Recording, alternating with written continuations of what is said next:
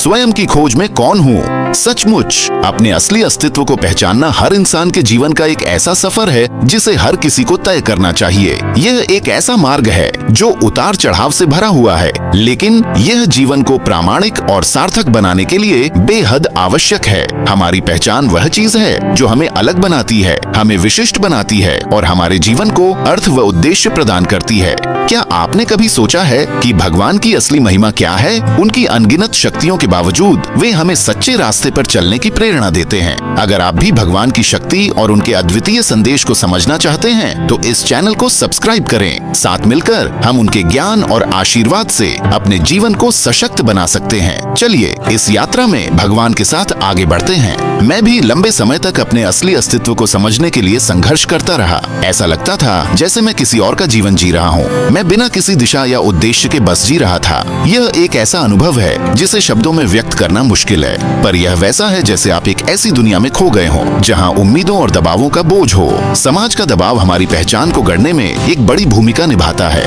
हमें मीडिया, साथियों और यहाँ तक कि परिवार के सदस्यों से संदेश मिलते रहते हैं कि क्या स्वीकार्य है और क्या नहीं, और अक्सर हम इन सब में उलझ जाते हैं। दूसरों की अपेक्षाओं और मानदंडों में ढलने की कोशिश करते हैं, भले ही इसका मतलब अपने अस्तित्व को खो देना हो। लेकिन सच्चाई ये है कि हम अपनी असली पहचान दूसरों में ढलकर नहीं पा सकते।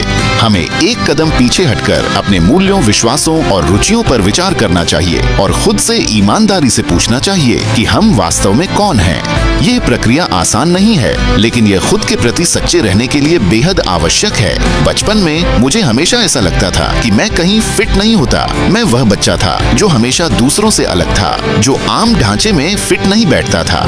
यह कठिन था क्योंकि मुझे हमेशा दूसरों को साबित करना पड़ता था कि मैं भी उनकी तरह हूँ। लेकिन जैसे जैसे मैं बड़ा हुआ, मुझे एहसास हुआ कि अलग होना भी ठीक है। यहीं से मेरी आत्म खोज की यात्रा शुरू हुई। मैंने अपनी रुचियों, मूल्यों और विश्वासों को खोजना शुरू किया। ये आसान नहीं था और कई बार ऐसा हुआ जब मुझे लगा कि मैं खो गया हूँ, लेकिन मैंने हार नहीं मानी और धीरे धीरे मुझे अपने भीतर बदलाव नजर आने लगे। मैंने खुद को और अधिक आत्मविश्वासी, प्रामाणिक और जीवंत महसूस किया। इस सफर में सबसे बड़ी भूमिका मेरी संगीत के प्रति रुचि ने निभाई।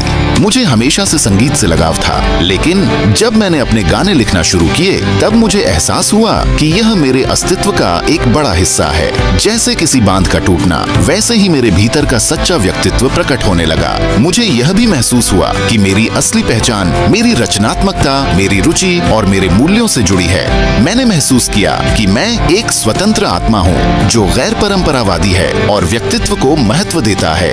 यह एहसास मेरे लिए बेहद मुक्तिदायक था, क्योंकि इसका मतलब था कि मैं बिना किसी माफी या दिखावे के खुद को स्वीकार कर सकता हूँ। मेरे जीवन में सबसे बड़ा मोड़ तब आया जब मैंने खुद को पूरी तरह से स्वीकार कर लिया। यह सुनने में साधारण लगता है, लेकिन मेरे लिए यह बहुत बड़ा एहसास था। मुझे समझ में आया कि मुझे किसी और की स्वीकृति या मान्यता की जरूरत नहीं है। मैं जैसा हूँ वैसा ही काफी हूँ, और इस एहसास ने सब कुछ बदल दिया। आज जब मैं पीछे मुड़कर अपनी यात्रा देखता हूँ तो मैं देखता हूँ कि मैंने कितना लंबा सफर तय किया है। मैंने खुद को अपनाना सीखा और अपनी विशिष्टता का जश्न मनाना भी। यह सफर आसान नहीं था और रास्ते में कई संघर्ष आए, लेकिन यह सब इसके लायक था, क्योंकि अब मैं एक ऐसा जीवन जी रहा हूँ जो मेरे लिए सच्चा है। मैं आपसे भी यह कहना चाहता हूँ कि अपने अस्तित्व पर विचार करें और खुद से पूछें, मैं वास्तव में कौन हूँ?